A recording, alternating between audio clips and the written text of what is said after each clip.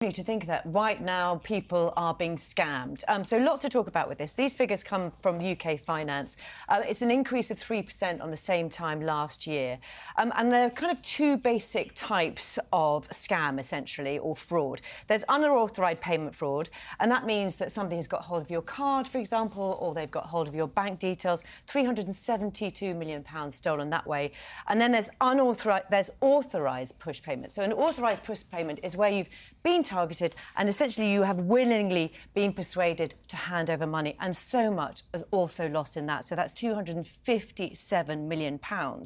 It's not just the amount of money that's been stolen, the amount of scams, the amount of fraud cases has gone up as well by 17%.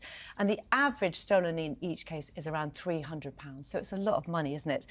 How are we being defrauded? Where does it all originate from? Two-thirds of it actually starts online.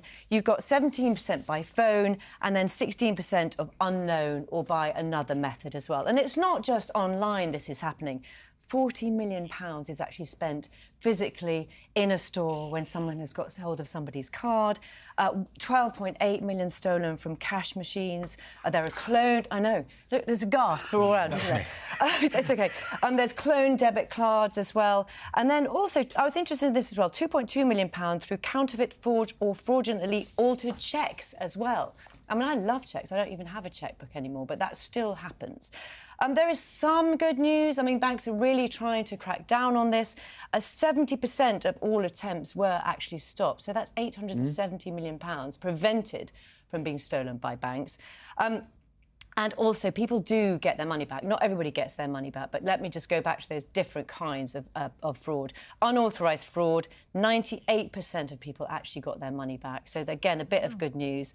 On those authorised push payments, when you've been persuaded to hand over money, not so much was returned, just 62%. So that leaves £100 million that has not been recovered. So we're talking about enormous amounts of money here.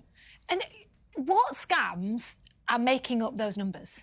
Oh, that's a really good question. I'm going to talk this morning about the kind of three main types of scams so we can all be alert to them. And I know we talk about it all the time here on Morning Live, but it's really worth going through them. So purchase scams are the most prevalent. And that's basically when you've paid money for something that you don't receive, OK? And I've got an example from Pam, who's a viewer. Thank you very much, Pam, for sending this in. She says, I recently ordered online a present for my granddaughter's birthday. It didn't arrive, and when I tried to contact them, I was just sent automated emails saying they would be in touch. It's been weeks. The telephone number isn't manned. Trustpilot and Facebook are full of people saying the same thing, that it is a scam. Pam, I'm so sorry to hear that. And in the lead up to Christmas. Of course, because that's exactly right now. It's a bumper time for all of us looking for presents for her granddaughter, whatever you're looking for presents. So scammers are going to be really, really looking out to try to trick us all. In that kind of case, there are 80,000 cases of purchase scams. £53 million stolen. And Pam, just let's be really clear, you know, she's not at fault here. She has been targeted specifically. So my advice for this type of thing, and it's advice we give a lot, isn't it? Do your research before you buy. Look at the reviews, like she has now looked at those reviews, for example. She should be protected from this kind of thing by her payment provider. Adia Depitan was here last week talking about that on the show.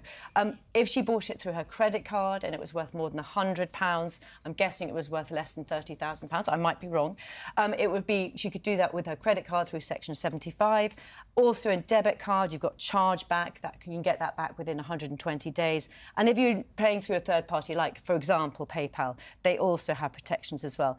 Now, all these different providers, they do get they pay around 75% for losses, but that's still lots of people who are not being paid for those kind of losses.